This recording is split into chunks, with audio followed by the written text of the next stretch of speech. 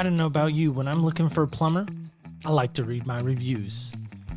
HomeAdvisor.com gave me some reviews on our sponsor, Art of Plumbing. Called them. They arrived on time. Immediately found the plumbing issue and fixed it right the first time. I called them last year and it was great. I called them again this year because I had a problem again. They came out, they fixed the problem. They even gave me solutions to help stop the problem in the future at 541-9405. Hey, come take a walk with me, not like you used to do. Do something different and put yourself in other people's shoes. Open up your mind and open up your eyes and change your direction, change your perspective. Welcome into Other People's Shoes. I, of course, am your host, Neil Matthews. I think that just cost me $1 by saying the word, of course. All right, so on to our episode today. I'm really excited because my very good friend, he has this amazing podcast called Come to the Table. I think it's still out on Spotify and iTunes and all those other places, but he's a very good friend of mine, and he's become just a really good, confidant. He's become a good just advocate for me. He turns me on to our next guest, and here's the onset. I text my friend, and his name's Sean McCoy. I text him. I said, hey, do you know anybody that's been a model? And undoubtedly, he texts me back and says, actually, yeah, I got somebody in mind. And this is how wacky our friendship is. He sends me shots of our next guest. So I have some male eye candy on my phone. Ladies, if you're interested, there is available at a good price. I can text those over to you. Is that weird to do that? I don't know, but let's get on to our guest today. He is more than just a pretty face. He actually is making some major headways in the entrepreneurial space, and we're going to get into that a little bit as well. He's not just a pretty face, but he's got a brain too, ladies. Come on now. Help me welcome in my guest, Warren. Warren, how are you today, bud? Jeez, don't do that. Come on now. Nobody's getting any pictures, all ladies. Right. So you're gonna block that? We're not able to do that now. You just ruined that for us? You know what the funniest thing about being a male model, like back when you're 18, 19, 20, is that when your friends from high school bump into you in your 40s, they go, what happened to you? Like in their mind, you're supposed to be this like impeccable specimen. And I'm going like, what do you mean it happened? I have 3 kids and a career. And I mean, give me a break. Well, I look at a guy like John Elway or even like a Joe Montana. I mean, they still look good. Dan Marino, those guys still look good. Now, yeah, but here's the thing. We look good in clothes, but it's not like when you're 20, if someone knocks at the door, you just get out of the shower, you just throw the towel around your waist, you answer, right? But in your 40s, you do it like where you put the towel up near your collarbone and let it hang down so nothing is showing. I've never shown up to the door out of the shower in a towel. No, never. If you have, we need to talk. All right. All right. So let's get on to this. This is fun. I feel like we're already off to a great start. So help me out with this, because this is my favorite question of all time to ask. Because in order to get in your shoes, we got to know what we're wearing, right? So help me out with this. What style or what size, whichever you want to give. You don't have to, get all weird on me, hopefully. But what style or size shoe do you wear? So I am a size 11. I always struggle with the fact that I found this out by prepping for this. I listened to you and Sean's episode. So I too am flat-footed, and which is very painful for a lot of people. And I've got like these wide, incredible Hulk kind of feet that are really gross. And so there's a whole lot of shoe questions I still have at the age that I am. I have been seen in like cool tennis shoes, but I've also been seen in shoes that look ridiculous. But when people ask you about it, you just go like, they're awesome. Is there a brand? Huh? Well, I feel like Nike is such a hit, Adidas and all that. But I listening, I want you to know something, because you're bringing something up, and I got to tell you this. Is this a sore subject? No, I think this is an interesting story. All right, here we go. Let's go. I want to hear this. Okay, I'm going to try to make it quick. Last night, I was like, it's like late, and I know you and I are doing this today, And I thought to myself, allow me to just listen in. I'll listen to Sean's episode with you, and y'all start talking about shoes. I had no idea what these episodes were like. And I'm like, what the hell are they talking about? What is Sean talking about? Why is Neil taking his podcast down this road? And then as I'm pondering this, I'm also in my own neurotic, insecure fashion saying, what the hell am I going to talk about shoes? And do you know, almost like a guardian angel tapping me on the shoulder, listening to that episode took me down a memory. And I'm going to tell you what it is real quick. Oh, I can't wait to hear this. I always grew up, my parents, I always shopped. There was a place called Mervyn's, right? I never had a really great pair of shoes ever. Until 5th grade, it was like my birthday was coming up. And there was this guy, Michael Jordan, that suddenly I was aware of. Like there's just this one picture that I don't know how that camera angle was set up. Now with Instagram, I think there were some tricks to it, but it looks like he's 30 feet in the air and he's slam dunking with his tongue out. And he's coming out with his brand new shoe, the Michael Jordans, right? And they're $104. I'm in 5th grade. And my friend Marcus White is telling me why I need this pair of shoes. And we're friends to this day. And through a lot of whining and crying and moaning, I got my school teacher mother to splurge and buy me a pair of Jordans in 5th grade. Well, here's the thing. Those were a 6.5. By the time I got into 6th grade, my parents relocated from kind of inner city into the burbs, right? So I get into the burbs and I get this new friend. His name's Matt Lorenz. Okay. Now Matt is half my size. He's short. I would describe him as like a fox terrier of a friend. He's like a fox terrier, athletic kid. So in 6th grade, I had these shoes, but they're beat and they're dirty and they're just, I wore them till they were just gross, right? And then I outgrew them. Well, this kid, because he was so much smaller than me, I gave it to him and he washed them, he cleaned them, he made them like brand new. I'm not kidding. And in 7th grade, Matt Lorenz was running around the track and passed away from like some kind of an aneurysm, a heart attack, something like this. But here's what I want you to know. Those shoes were his prized possession. And in his casket, when I went to visit him, they were sitting next to him with his baseball hat. And out of all the shoes that I've ever had, and listening to your episode yesterday, it was like this kind of God wink moment of saying, hello, don't forget, shoes aren't like, there is a pair of shoes out there that you know exactly where they are. They're right here on Highway 59.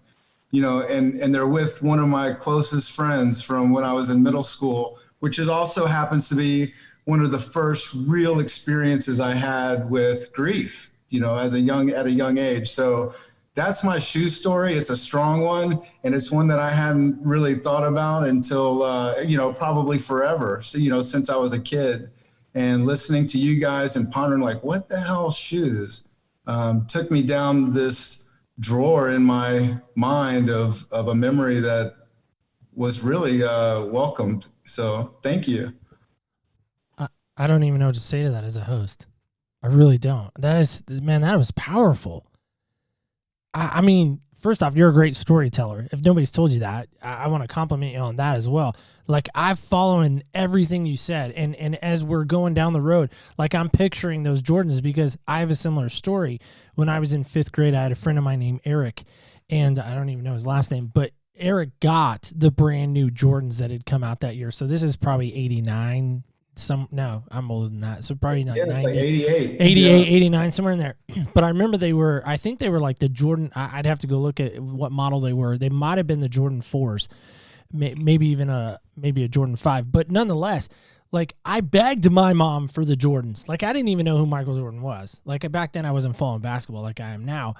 But I wanted those, and I prayed and begged and pleaded, and no, they never came. So kudos to you for getting your mom to do that, especially on a, school teacher salary. I mean, money was tight, right?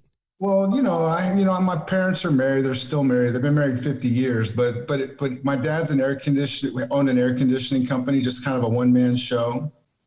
But what's the funniest thing is my friend Marcus White had me believing that if I bought those shoes, I was going to be floating down the street. That's what I wanted. I wanted some like helium-filled shoes that were going to make me be able to do amazing things. And what a dose of reality to put on some Michael Jordans and still be a floppy, slow runner. White man can't jump even with Jordan. Yeah. Is that what you're telling No, me? and I couldn't. So. That's such a great story. Thank you for sharing that with me. I really mean that. That was awesome. I'm going to treasure that forever. And I don't even know how Sean and I were able to do that for you, but I give him credit for that as well, because he's just a fantastic person. So we talked about at the onset, you having this entrepreneurial space and kind of, venture capitalists and all that. So help me with that, because I myself, I'm not that minded person. Like, I want to be in business. I want to make money. Who doesn't, right? We do need somewhat of money to kind of help with our situations, but why on earth would you want to get involved in that? And how did that process go? I mentioned that my dad was an air conditioning guy. And when I was a kid, my dad always told me, number one, you're never allowed to do this business. It's a miserable business. It's 200 degrees in these attics. And I did work with them, from the time I was 14 to probably when I was 20. When it came summertime, I would be a gopher. I would run up and down these attics and, your jeans are soaked. And my dad also told me that whatever career I choose, it needs to be something that's recession proof. He said, if you open up a mini blind business and the economy goes to crap, nobody's going to buy mini blinds. But if you're in the air conditioning business, you're for sure, when they feel that 110 degree heat in their house, they're calling you. You have to think about it. Fast forward 17 years, I led one of the top captive agencies with Farmers Insurance. I was ranked 90th in the country out of 15,000 agents. Here's where it goes. In 2017, I had built this independent agency. I had uncovered a company by the name of Acrisure, which is, was this world-renowned insurance agency. And we started talks about a merger, and I became part of this larger conglomerate. There was a point where I was working with venture capital firms, angel investment groups. When you're in sales, there's two ways to do things. One is you knock on little single doors and you have 150 meetings, or you go up the echelon a bit and you find a center of influence, whether that's a franchisor that has 1,300 locations, which I've experienced that, or an association that has 15,000 members and 300 groups. When you do that, it means you basically build your value and you make an impact with a whole group of people. And now that's more of fishing with a crab net versus a little bobber. So I don't know if that answers the question, but I think it was great. And I love the evolution, and I love the advice from Pops, if I can call him that without sounding disrespectfully. But I love that advice from your dad. I really do. That, find a job, find a career, find an occupation that basically is going to make sure that you're always making money. And I think that's the key. And especially right now, in 2021, where we're hopefully having this reset now, we're hopefully coming out of the pandemic a little bit more. But my thought process is right now, businesses are going to have to start doing things differently than they've ever done before, right? I mean, we just are. Not only businesses, but consumers in general, right? Well, think about this. What COVID has done is really a beautiful thing in a couple ways. For people who dreaded their mindset was a lot of resistance about driving to work and going to the office and not being with their kids. How beautiful to say, hey, we're going to make you stay home with your kids and have quality time. Because sometimes quality time, to me, and I don't know who said this, but I love it. It's the ordinary that's extraordinary. And when I even think about a road trip with my kids, I want them to have that experience of having too much of me or being bored out of their mind, because I think that creates some kind of surplus where if I did depart, they'd be like, you know what, I did have enough of it. I know I love my dad, but like on day 3, I don't mind if he goes, I do tell my kids that I'll be connected whether I'm on this plane or the other. But the point is, COVID has been, for a lot of us, a chance for us to acknowledge this other contrast, this differentiator. But here's about business. There is a new normal, and that new normal is never going to go away. And so what it has done is it has forced the entire workforce into technology. Could it be on purpose? I don't know. But everybody's in technology. Has it forced everybody to put their foot on the gas pedal and doing things like this, podcasting and connecting through other means? Absolutely. And so, so with that, I would say COVID has been something that for all of 2020 forced evolution. For sure.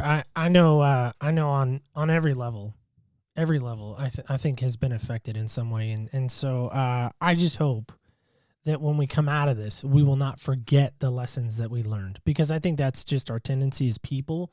I know that's my tendency as a person is that I learn a lesson. I'm like, cool, got it down. And then I go down the way and I forget that lesson that I've learned. So, so that's good stuff there. So let's transition on that. You know, as I said at the onset, you know, Sean sent me these pictures of you. How on earth do you go from all of this other stuff to, you know, working for your dad, you know, the air conditioning stuff. And then, you know, there's like this little dance in there, if you will, small little offshoot maybe of you being a model for Abercrombie and Fitch, which you told me yesterday that you had actually been in the same magazine as Ashton Kutcher, right? And somebody else. I couldn't remember the other person. You said somebody else too. So Ashton Kutcher, Tom Welling were both in the catalog with me.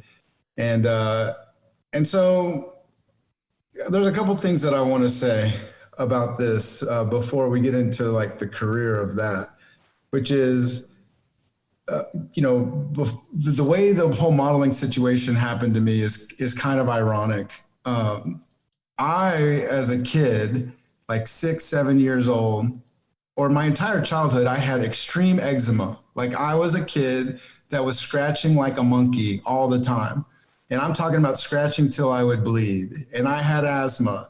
And I also at 6 years old was diagnosed with chronic arthritis. And I think what happened was, and I was by all means, I would say an ugly duckling. I had very big teeth on a small head, you know, to start out with. I had an older brother that was 4 years older than me, which means when I'm 7 or 8, you know, he's 11 or 12. I'm the perfect age for him to whip my ass whenever he feels like it. And so you know, by the time I was exposed to, remember the movie Commando, like Arnold Schwarzenegger, I was like, holy crap, this is like, how do you get like that? And I just remember, and my brother really was very much into fitness. He was into swimming and things like that. So I learned kind of early on that you can adapt, you know, and looking back at it, I obviously had some kind of autoimmune disease. I don't know what it was. You know I wasn't breastfed as a kid. I always make a joke that I blame my mom. Or you know what I joke about too is when I can't think of a word, I go, I know my mom didn't take any prenatal vitamins. This is her fault, right? That's but truthfully, so awesome, and I'm kidding. I'm really kidding. I'm such a mama's boy. I love my mom. So funny. But going through that, I think I had some deep-seated insecurities. I had, you know, when I was in 3rd grade, I had kids that would tell me, did your mom, you know, maybe your mom is a lizard, you know, like, why is your skin so gross? You're flaking, you have eye flakes on your ears, you have flakes on your eyelids. You know, that's very embarrassing for a kid. And then on top of that, when it comes to everyone playing baseball and getting better and stronger, I'm like, I can barely walk. I'm like an old man in 1st grade. And even with the school teacher I had, you know, let's say the doctor said, you know, make sure he walks a couple times. Nobody cared. I mean, this was the 80s. It's like, no, his ass is going to sit in the seat and this is what he's going to do. And that was really what it was like. So 14, 15 years old, realizing that, you know, I got just very interested in being bigger, stronger, and really into fitness. I never considered myself good looking. And even now, I mean, the mindset of finding our own flaws, I experience it all the time. There's really never a point where you're good enough or whatever. I don't know, maybe there is, but it's something that it's a conscious thought. But anyway, so I got into working out and I read, like when I was 15 or 16, I read the entire Arnold Schwarzenegger encyclopedia. I started doing this kind of thing and I started developing. And when I was 16, I decided I'm going to hire a personal trainer. And what I knew I wanted to do was find me like the biggest, most muscular personal trainer in Houston. And there used to be this magazine called Houston Fitness. And I just started calling every there would be a lot of classified ads for fitness folks. So I called every single one in the book. I called every single one. And my question would be, how tall are you? How much do you weigh? And so long story short, I found my trainer. I trained and I ended up getting into bodybuilding and fitness way early. And when I was 17 years old, I was sacking groceries in Houston. And this guy walks up to me and says, well, actually what it was the price on his coffee, the coffee that he was ringing up wasn't right. I was a sacker at a grocery store and they want me to do a price check. And this guy is like really irritated at the fact that the price of the coffee is wrong. Is it $3.99 or $4.99? Well, I got to go look. So him and I are walking down the aisle because he's going to prove to me that it's $3.99, not $4.99. Mind you, it's $1 difference. $1 difference? Yeah. This guy changed my life. Lucho Flores says to me, he says, just out of the blue, he goes, do you model?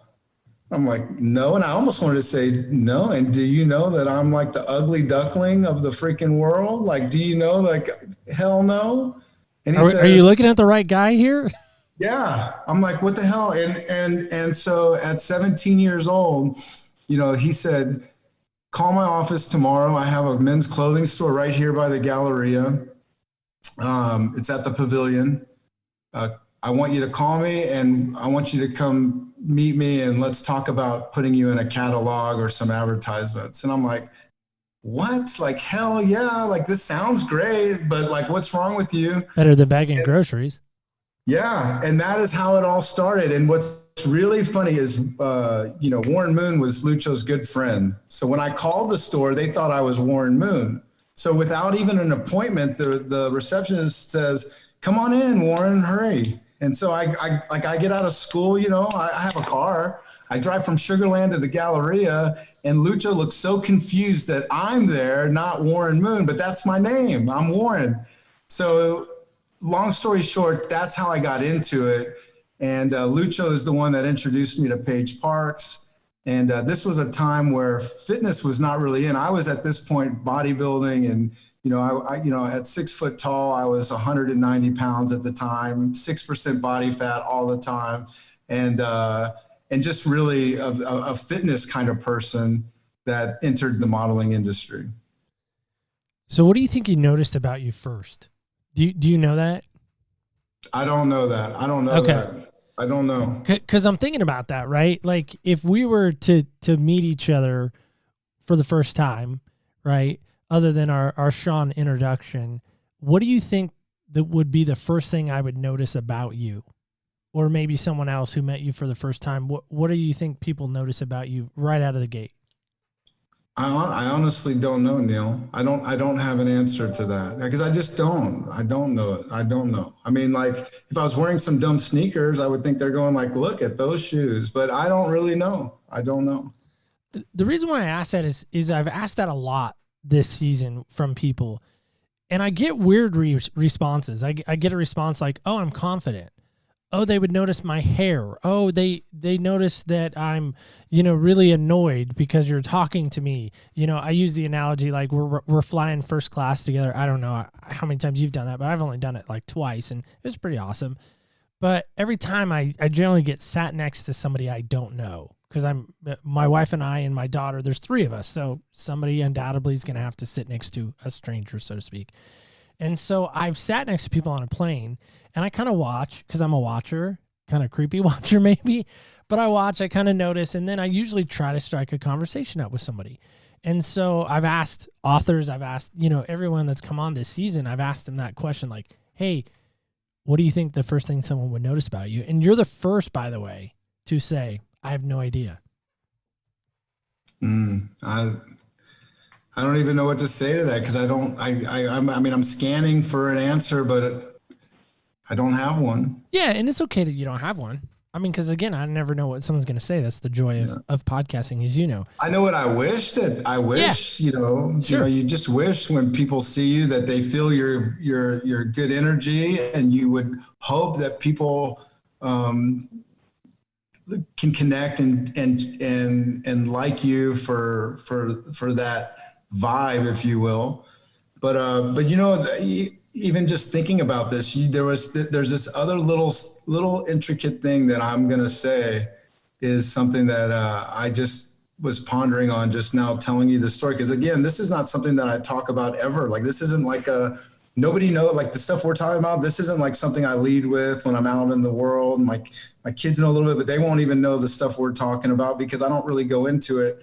But that day that I met Lucho Flores, I was driving to by the way, when I sacked groceries, instead of sacking it 1 mile from my house, I knew that the people at Rice Epicurean on Post Oak Boulevard near the Galleria make $100 a day by sacking groceries versus the 1 mile away where you make $12 a day. So I've always been someone who I was just going to say, that's that entrepreneurial mind right there. Yeah. Like I've always been someone who, I'm trying to think of where do I get the most for my most bang for my buck. But anyway, I remember being on the 610 freeway and I had $2 in my pocket. I was on my way to work, which meant I would make at least $55 that night.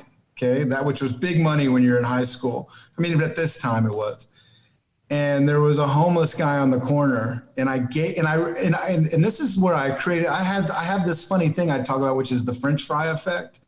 And the French fry effect is where there are people in life that if you took one of their French fries, that would be a big resistance for them. Like, how dare you take a French fry? Okay, that's you're saying. That is me. I'm pointing at myself. Yes.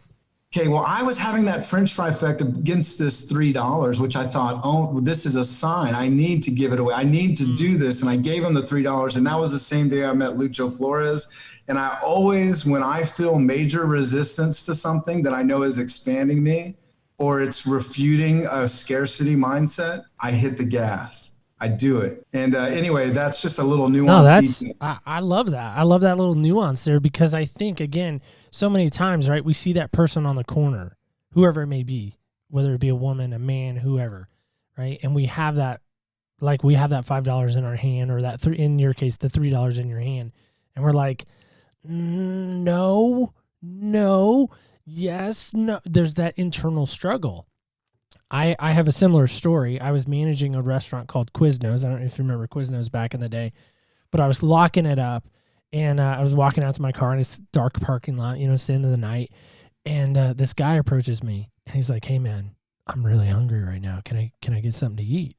And I was like, "Dude, yeah, let me go open the store. I'm the manager there. Let me make you something. I'll make you 2 sandwiches. You can go on your way." He's like, "Nah, man, I was really hoping you had some dollars."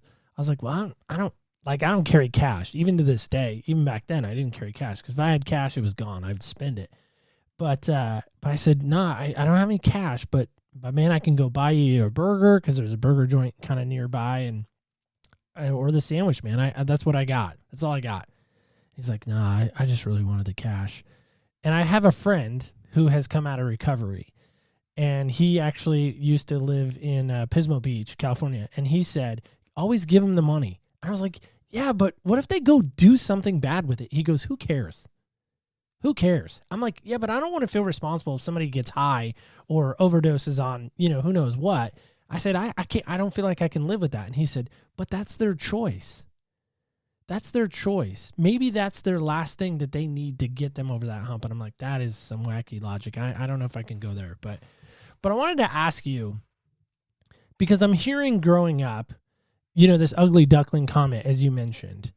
And I'm wondering, how did you ever break free from that maybe body image issue, or have you broken free from that body image issue? Because again, I've heard through the grapevine, I haven't met too many models, but I've heard there's like anorexia, there's bulimia, there's all these like eating disorders, especially in women and maybe even in men. But there's this image that you kind of have to uphold. And it kind of really messes with your mind and warps your mind and maybe malforms you in some respects. Have you ever struggled with that on any level? I've always considered my bodybuilding desire, where there was a point where I knew I would never do steroids. Like I knew that. In fact, my trainer, Jay McConnell, who was huge bodybuilder, he explained it all to me. And I can't tell you how disappointed I was to hear Arnold Schwarzenegger steroids because I never factored that in. I never so do that. I always knew that I could be Arnold really did. good. Wait, hold on a second. Arnold did steroids? Yes. I didn't know Yeah. that. See, that's what I'm saying. So when you're a kid, you're going like, all I have to do is enough reps and get scientific about this, and I'm going to be amazing. But when you find out that that is not really the case, that it requires this other thing, and all the things that I knew about it, I was like, I'm never going to go down that road. And I do think modeling saved me from ever considering that. But I considered my bodybuilding background reverse anorexia. It's an obsession. For me, it was an obsession. It was a desire to, like, number one, I want to kick my brother's ass. My brother, if I'm 14 and he's 18, he's bigger, stronger. All I got to do is work out. And when he comes home from college, I'm going to put him in a headlock and make him cry. Like that's one motivation. The second one was to be, if you think about it from a self-defense standpoint, I grew up watching Karate Kid, and Karate Kid looked good. But the thing is if you know karate, that doesn't help you look, you can't, if you're a little skinny guy with karate. Daniel was not ripped. Daniel was not ripped. I always thought, like, if I'm big enough, like I'm not going to have a problem, Yes, absolutely. There is a driver for all of us where what is your weakest link? And you have a choice. You can make your weakest link your strength, or you can make your weakest link the thing that makes you do nothing, right? And so in every aspect, I always try to focus what the weakest link is. And at a point where if you're a 220-pound person, in my opinion, I'm going like, well, where does that end? When I see 280, 290, I'm going like, I don't understand that, right? But that doesn't mean it's wrong. It just means for me. So bottom line is, my modeling career took me after I had just won like third place in the nationals here in San Antonio, Texas.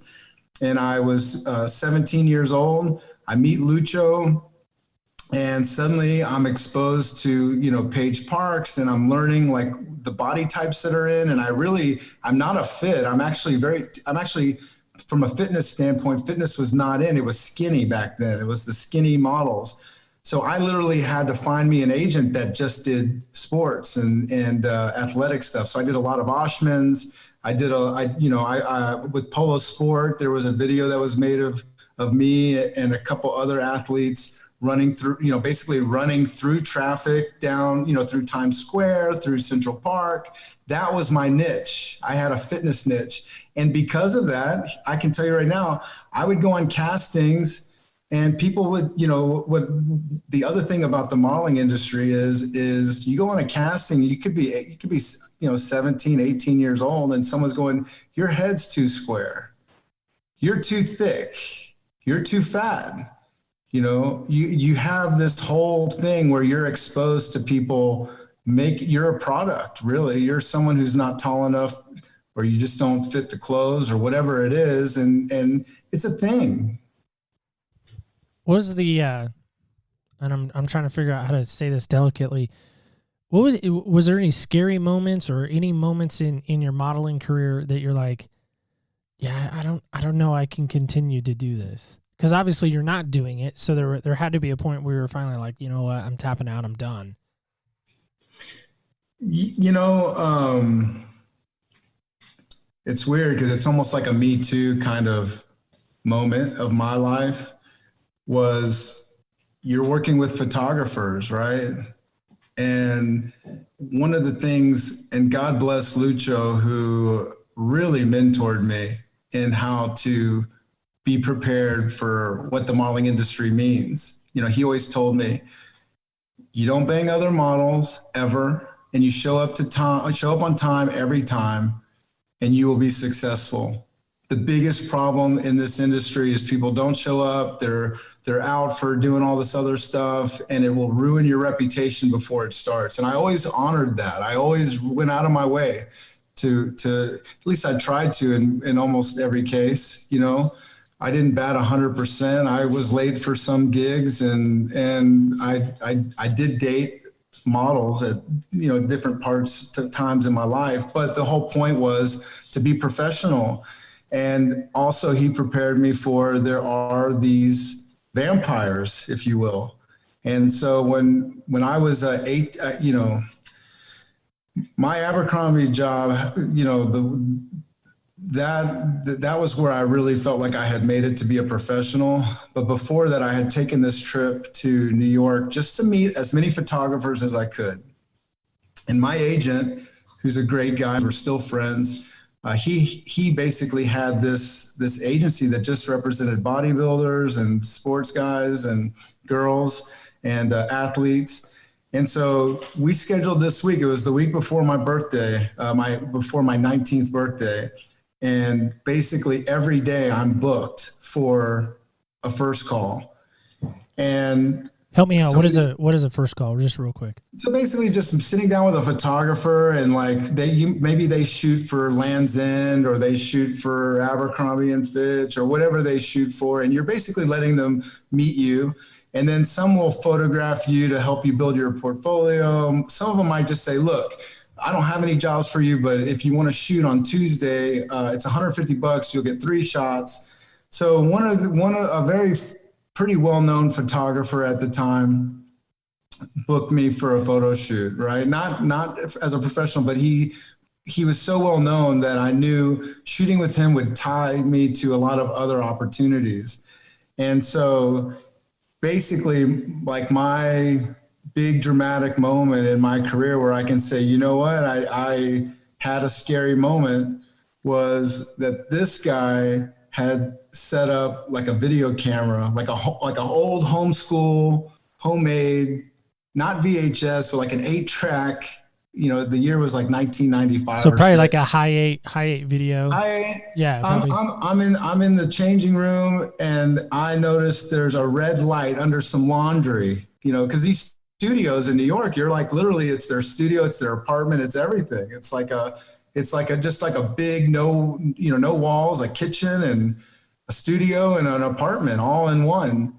And so I was always a little suspicious. I could feel the vibe of like, my spider senses were going like, this guy, there's something not right here, right? Something not right. Okay. I fortunately saw this thing and I grabbed the camera, and without getting into too much detail, I had probably a very visceral kind of response to it. And I had a great agent at the time and, that listened to me and protected me. And ultimately, I look back at this and, what's so interesting about being a victim of something like that, right? And it's not that,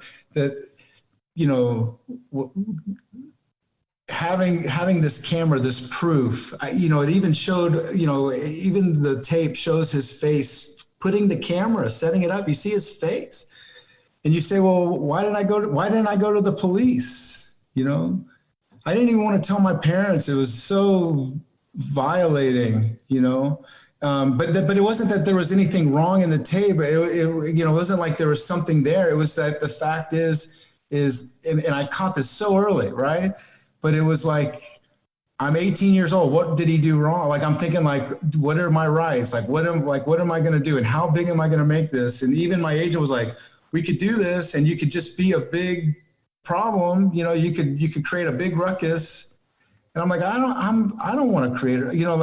I wasn't really thinking too much. And I also thought, well, I'm 18. It's not like I'm a minor. I don't have anyone to protect in my mind. I was thinking, I don't have anyone to protect. He didn't rape me. He didn't, Funny thing is, it's not funny, but my mom would always tell me, Warren, be careful. Someone could hit you on the head with a skillet.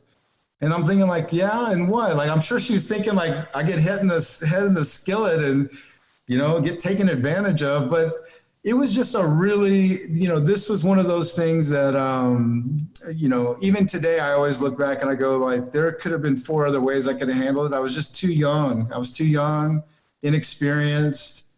And it was really tacky. Well, my question is how long had that camera been there for someone else? That's what we don't know. But I will say that this guy, if you're listening, this guy's in jail. He ended up getting into a lot of trouble for other stuff. And so one of the things that I did, as the information age came up, I was like, let me Google this guy's name and see what the story is. And there was a whole laundry list of accusations from a couple people. And so he got what he had coming. I do, I always will feel somewhat responsible for maybe not doing more. I would just, again, I just was too young. I was too young and maybe not courageous enough, or not, there's that old saying, it's like, if, I don't know, that the idea that maybe was it my ego, I don't know what it was, but I handled it the way I did. I just have to trust that was where my consciousness was at that time. Well, maybe it was at a French fry moment, as you were alluding to. Was that a moment that you can look back on and maybe should have responded differently? Yeah. And, it wasn't a life-threatening moment, but it was an ego-threatening moment. And for that reason, I have to go back and I have to go like, do I think I did the right, if somebody dropped me down in a video game and said, here's the scenario, I think that if it was just a video game, I would have done it differently. I would have just been like, you know what? I need to make sure this is documented. I need to make sure everybody knows. But instead there is a feeling of I didn't want to, my parents, I ended up telling my parents eventually, but it took me a little bit of decompressing to let them know. And I was 18, that was for me the big thing. I kept going like, is this legal or illegal? And in my stupid 18-year-old mind, just about to turn 19, that's what I thought. Now, a little caveat to that, though, is that week I did meet a photographer that ultimately is the one that booked me for Abercrombie. So I had the worst week. I had kind of like not the worst. I don't want to see, this is the mindset thing. I had a very interesting experience in that week that wasn't really part of the plan. And then I had a really surprising and wonderful experience that wasn't part of the plan. Yeah, no, I think there's not a person alive that could say at 18, I made every decision perfectly. At 18, I knew exactly, what I was doing, and I made some really bad choices. I think we've all at one point in time could raise our hand to the fact that we have made bad choices in our lifetime. So that is for sure. I want to ask you one last question and then play a game with you to wrap up. So what on earth made you get out of modeling? Because again, from a guy standpoint, from an image standpoint, hey, you're in these magazines. I mean, the ego comes into play. I mean, all these things come into play. I'm finally going to be somebody, and maybe you're making good money. I mean, I don't know. I mean, Abercrombie and Fitch is pretty good money. I mean, have you ever rolled that out if you had kept modeling, what life would be like for you now? What's interesting is, when I was living in New York, being from Houston, Texas, and kind of having this understanding of what life is like, front yard, backyard, being that I wasn't in college, here it is, I'm 19, 20, 21. I don't really see my life going anywhere. Beauty's a depreciating asset, they say. And I had kind of an inner knowing, like I wanted a normal life. Like I want kids. Like I wanted something of value for myself that had nothing to do with the modeling industry. And I just didn't see that as like a thing for me. I also had a little contractual issue, which is I wanted to transform my body in a way that I would be more marketable, make more money. So I actually left New York intending to come back. I left New York for about 4 months with a roommate that I knew that lived in Pennsylvania. And we ended up buying a business. We bought an ice cream parlor, an old Carvel ice cream, and we called it Frozen Assets. And suddenly I was in the business world and enjoying this kind of process of finding customers. And we had these ideas of like, what if we, throughout this little coal mining town, what if we put placemats at all the restaurants that have coupons for the ice cream parlor? And what if we market other businesses on the placemat? And what if we charge people $500 per business card sized ad on the placemat? And so suddenly I'm in the marketing and advertising business in this small town. Plus I have this ice cream parlor. And it was just kind of fun. It was like a fun thing. And I started just moving further and further away from the modeling world. And ultimately, with all the greenery and the trees, and I even, one day I was driving my car, I hit a damn a black bear with my car. I'm thinking this is neat, and ultimately ended up moving back to Houston over everything else. I felt like, oh my God, I figured out how to make money. Like, there's advertising and marketing is a thing. Why not do it? Why do it in a little town when I can do it in a 6 million person town like Houston, where I know everybody and I have all these connections? Ironically, you mentioned Ashton Kutcher. You got to imagine, at one point I even waited tables in Houston, by the way, when I was like 21. I moved back. I was like, I sold my ice cream parlor to my partner, and I moved home. I just missed, I was just homesick. I was tired of being gone. It was a long time. And there was no Facebook, so social media wasn't there. You literally either everyone has your phone number or you just don't see them. I remember waiting tables and seeing people that knew me. They'd be like, oh, like there was this, how you hear all the time people talk about child actors and all the drama they go through. When you are a male model, sounds so corny. I can't believe I'm saying it. But when you're a male model and you go from the Houston market to the New York market, when you go from like the Wieners ads of Houston, which is like a little small store, and Oshman's, which is now Sports Authority, to Abercrombie and Fitch and Polo Sport. And then I was on Oprah Winfrey and I was on David Letterman. And then you go to waiting tables just within a 24-month period. Here's what people say when they see you. Oh, what happened? Like, oh, you must have failed. You must be a loser. And what's so ironic about it is you're thinking like, no, that wasn't even part of the equation for me at all. But here's the kind of fun thing that I'm going to tell you. It's a 3-part story, and I know we're going on an hour here, but I will share it with you because I think it's worthwhile. It's good. Let's go. So 19 years old, I'm on a van with an unknown Ashton Kutcher and Tom Welling. We go up to Warren County, which is the name. We flew a private jet into Warren County, upstate New York. We're doing a photo shoot with what's the photographer's name? Bruce Weber. Okay, famous photographer Bruce Weber.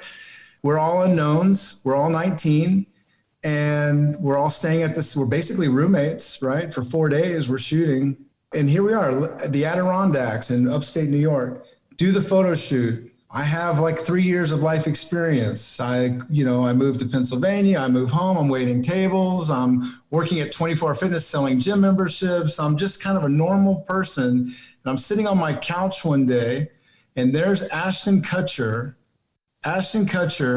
launching That 70s Show. Okay, so that's the year right there. That's like 1998, 1999, somewhere right there. Then in the year 2000, I get a job opportunity in Los Angeles to sell, basically to be in sales, business development at Coca-Cola. And I moved there with my at the time girlfriend, who I would end up marrying and be the mother of my kids. We moved to Los Angeles. Now I'm working at Coca-Cola. And my cousin's best friend is a model agent, like a model acting agent for more, whatever it is, Alan Morris or Neil Morris or whatever the hell the name of the agency is, big agency. So one day after work, my cousin Mark says, hey, we're invited to go to a thing. And so at that point, I'm like, well, what thing are we going to? He's like, oh, we're going to this guy Ashton Kutcher's house. He just bought a house. My hair is like long. I'm like out selling Coke machines all day, not selling them, like basically giving them away. And I'm now inside this mansion that Ashton Kutcher, the same kid that was at the same level as I was in 1996. It's like the year 2000, and dude, where's my car is coming out. There's 5 Mercedes-Benz. Bill Maher, the comedian, is at the party, and Ashton sees me and recognizes me and talks to me, and he's nice to me, and we're talking like we're friends. He knows me. I didn't ask him for his number. I didn't say, hey, let's stay in touch. There would be no reason. We didn't even really get it. He just there was this really cool interaction. And then even after that, as my daughter was being born, we're going into 2002, Smallville comes out. Tom Welling, another kid in that van, is a famous actor. And I always look back and I look at, how our lives are so different. and I wouldn't trade it for anything. Like think about this. Anyone who's a parent, what lifestyle would you change for your children? I mean, what are you talking about? What are you talking? And there wasn't money in it. The thing about being a male model is, I mean, at least back then is, number one, you're not paid as much as the women. Okay. Total difference, for all those. Wait, what about all this equality pay? What's going on there? Yeah, right. But at least back then we weren't. And then the second thing is that as a male model, it's chickens one day, feathers the next, and then you add fitness into that at that time where skinny was in. And that was the thing, that at that time that they wanted a man's body almost to look like a woman's body, which isn't even real. There's so much that I learned about the fiction of what we see in magazines of what is attractive.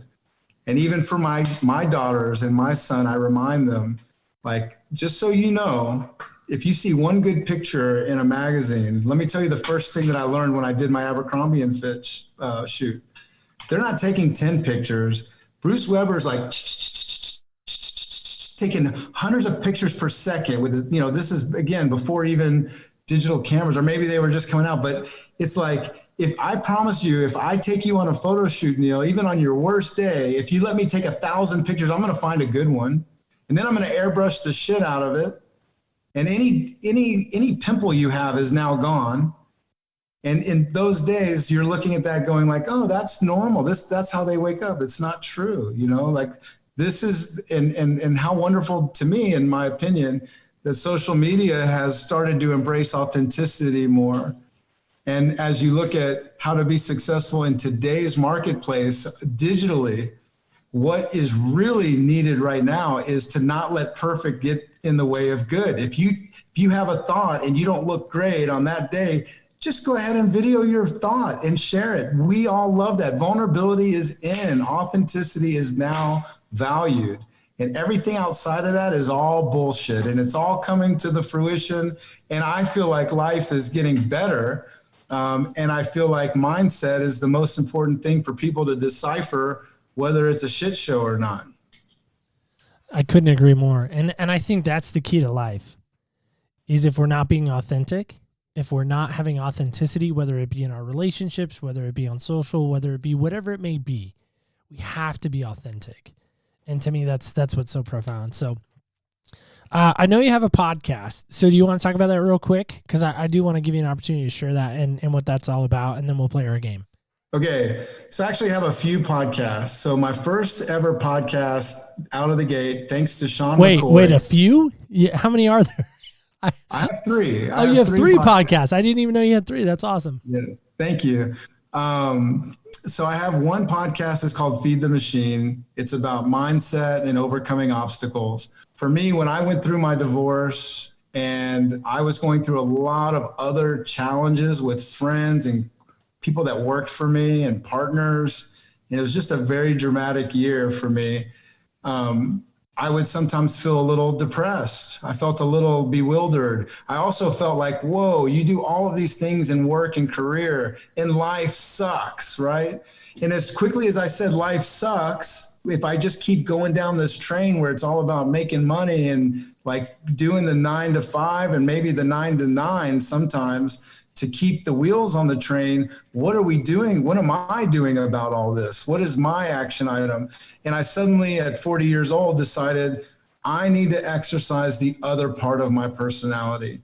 I love I've always been, my relationships, which I've had hundreds of really great friendships and partnerships and relationships with business people. I've always been fascinated in their life story. And so Feed the Machine was where, just like when I was in bodybuilding and professional modeling, to succeed at a diet, if you think about this for a minute, if the diet says you're going to eat a chicken breast and broccoli, no one's asking, do you like it? You just know that that is the action item that gets to the result. That's feeding the machine. It's not about how you feel about it. And so Feed the Machine is about me meeting people that are, in my opinion, very successful, which success to me isn't about how much money you have in the bank. It's how do you treat your spouse? How do you treat your kids? Do you see your kids? How, are you good to yourself? Do you treat yourself like a best friend would treat you? Things of that nature. And then if that's the case, these people telling the story of, hey, it's not always great. There are moments where shit happens. Because even when I was feeling all of the distress that I was going back to 2017, I would do an inventory of my life and I'd say, my kids are healthy. My parents are alive. I have all my teeth. Like there's all these little things that I'm not being grateful for that I just need to focus on those things. And suddenly the possibilities and the goodness feels great. So Feed the Machine was a chance for me to go, I want other people to listen to something. And I want those people that I'm meeting and my guests to be able to tell their story, promote their business if they would like to, but also say something encouraging to anyone listening that might be going, my life sucks right now. And I just want those people to know it only sucks for a moment. And sometimes it's not sucking at all, because if you just lost your job at Walmart that you love so much and have to get a job at Red Lobster, and that's where you meet your soulmate, would you ever not want to lose the job at Walmart? You got to wake up. That's great perspective. Yeah, that's really great. The second podcast I have is the Oil and Gas Pitch podcast, which is when COVID happened, a gentleman that I know by the name of Mark LaCour that has the world's largest oil and gas podcast network, him and I were strategizing. He had this idea of trying to help the industry by allowing people to come on the show. We have a 3-camera shoot. The deck is cut away on the high production video. And suddenly these interviews are marketing materials to allow these entrepreneurs and these companies to like show their highlights. And the reason why they do it too is because they get the whole file. They can cut that video, 30, 40 minutes of really great content into some really great social media pieces to promote their business. And then the third podcast I have is get ahead of the game. We help, I told you, obviously I'm an insurance agent. We do a lot of construction business. So what I like to do in that podcast is teach younger or smaller subcontractors and general contractors the ways of the big guys, the ways that are winning in the industry with people that we know. And what's so beautiful is that every single guest that we've brought on is basically willing to share information with their competitors. And they're doing it. And they're doing it in a moment, you know what 2020 was like. They're doing it in a moment where most people are just grabbing all their chips, but I'm at a point now where when I find people that I think are outstanding, good people, I don't let them go. And all the crap and all the bullshit kind of people, I'm really quick to get rid of them. I've really gotten to this point where the old book, Grow Rich with Peace of Mind, that is truly wealth. The ability to go to bed and not have something weighing on you. And that's podcasting as a whole. It's that one person that calls you and says, Neil, that episode changed my day. It reminded me of something extremely important. That's the beauty of this. Yeah, no, that to me is probably going to be my biggest takeaway for a long time. So here's our game senseless as we transition. So Warren, you know that we have 5 senses, I hope, right? You're fully aware of that fact? Well, I told you in that scary New York apartment, I had a 6th sense. So there you go. So so there are 5 senses, and then we have a wild card, which is our 6th. So I don't know if Sean told you or not, but there may be a huge North Carolina connection. So there's a little more shot of the studio here. So here we go. I'm going to roll on your behalf.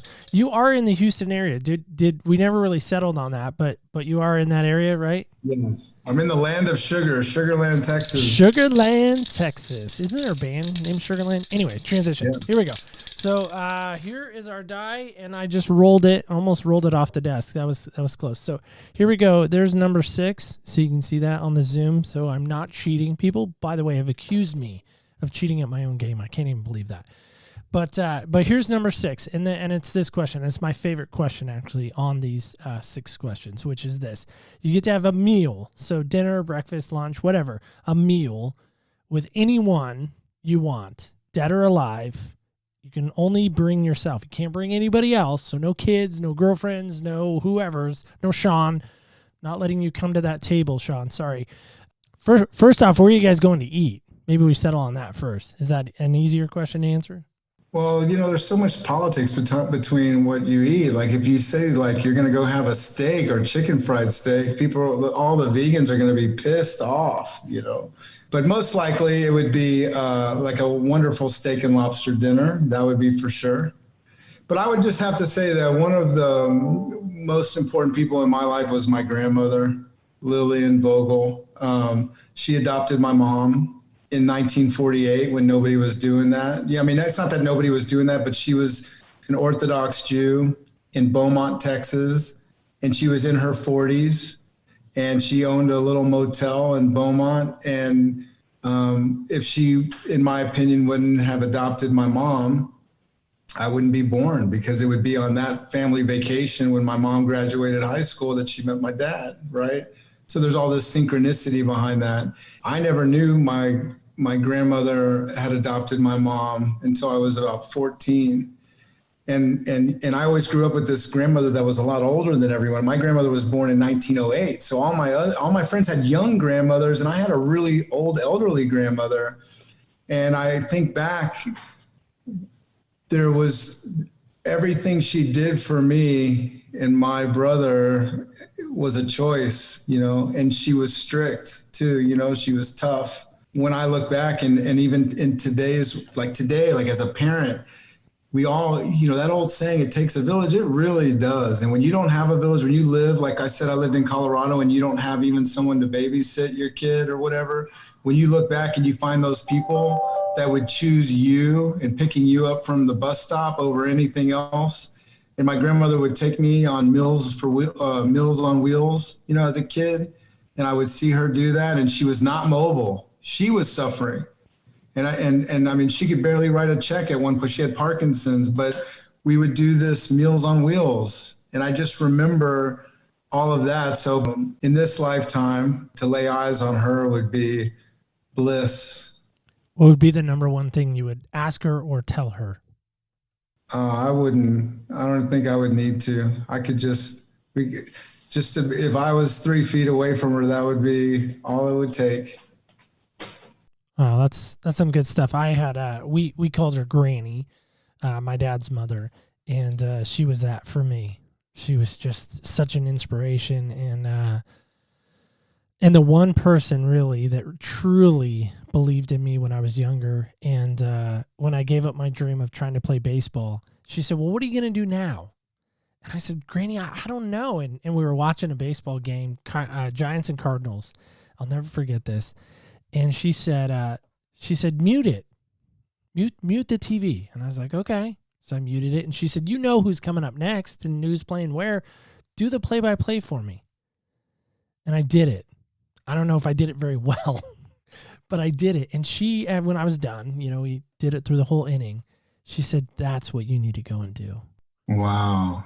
I love that. And I believed her, and I believed that that's what I was supposed to do. And that's, I don't know that's why I got into podcasting, because that's not necessarily why, but I've always wanted to be, in kind of some kind of broadcasting or, kind of artsy kind of thing, always being in front of or behind a microphone, I guess, in some fashion. You're doing it. And I love that, it's, a lot of times people think you attain a certain thing, but one of my big heroes was explaining to me even 2 weeks ago, the bar just keeps moving. You never hit it. Like you develop yourself and then someone asks something or the world needs something else of you and you have to move that bar.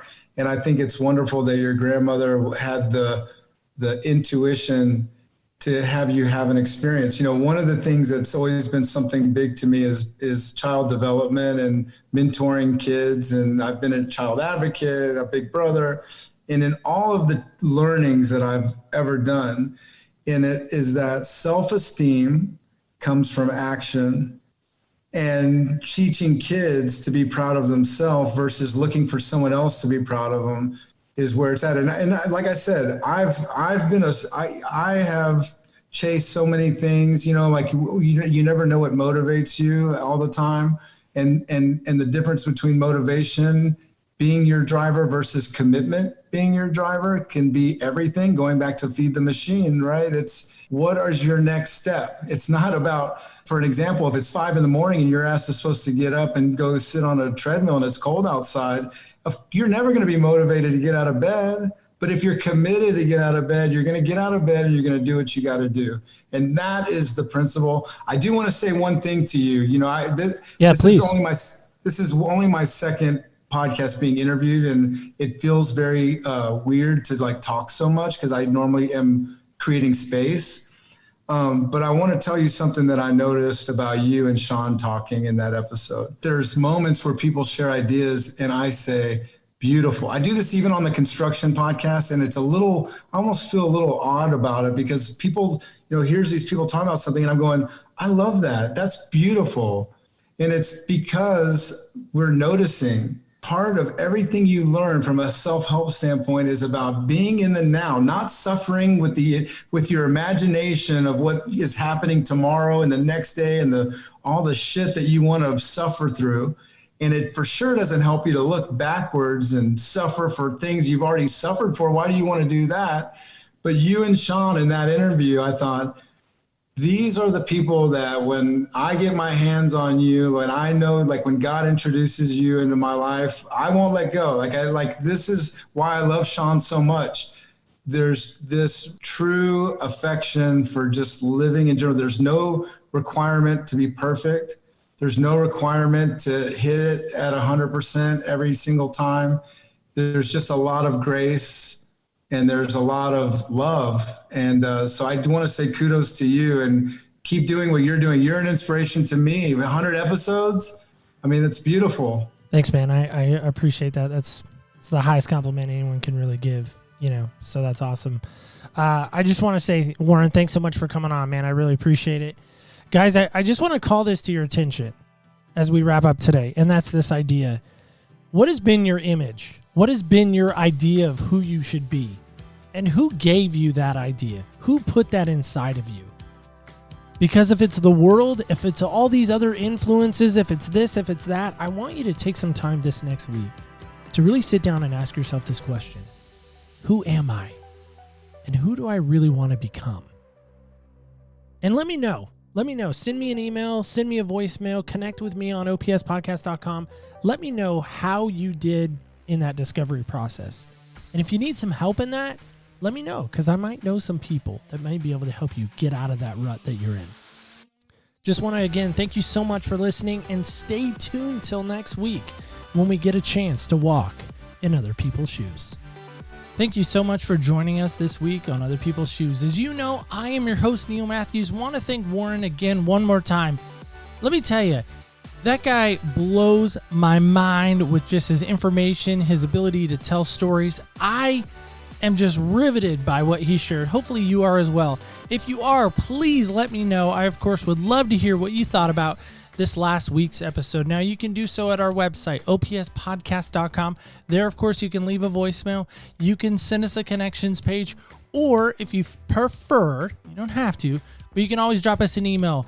That, of course, being opspodcastshow@gmail.com. Love to hear from you there. And if you'd like to also connect with us on the social media platforms, that being Facebook, Instagram, and Twitter, be sure to follow us, like us, tweet us at OPS Podcast Show. Pretty easy to do that there. Speaking of getting to know things and maybe even understanding things a little bit easier, next week's guest is going to help us out with what our number is. If you're not sure what I mean by that, stay tuned, because here's a little sneak peek of next week's episode. Really the most raw and honest of all the numbers. Like, they're fine just being who they are. And, as a two that's so afraid they're going to upset somebody or rock the boat or somebody's not going to love them. That's right. We're going out to the Orange State. People volunteer for things. I'm hearing there's Titans involved. But we're going just a little south of Kentucky. So stay tuned, because next week's episode is going to help us understand truly what our number is. And if you still don't know what I mean, again, stay tuned till next week. We're sitting down with a very new friend, and in fact, a referral friend of ours from our good friend Amber from Grace Enough Podcast. She referred us to this wonderful lady who's going to help us understand the Enneagram. So stay tuned for next week's episode. You're not going to want to miss it. If you've always wanted to know about the Enneagram, here's your chance. Would love to hear from you, whether that be on our website, opspodcast.com, or through our connections page. Either one, we would love, of course, to hear from you. We also are on the social medias, OPS Podcast Show, under Facebook, Instagram, and Twitter. There you, of course, can connect with us each and every day. We do post something amazing, so go check that out. And just remember this before I let you go. Remember, when you walk in other people's shoes, you really do get a different perspective on life. Stay tuned till next week when we walk in other people's shoes.